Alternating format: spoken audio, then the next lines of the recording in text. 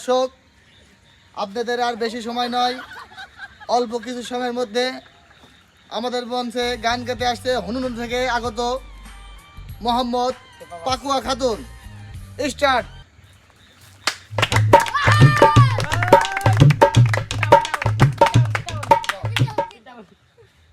আপনি এখন আমাদের মধ্যে গানটি পরিচালনা করতে পারেন।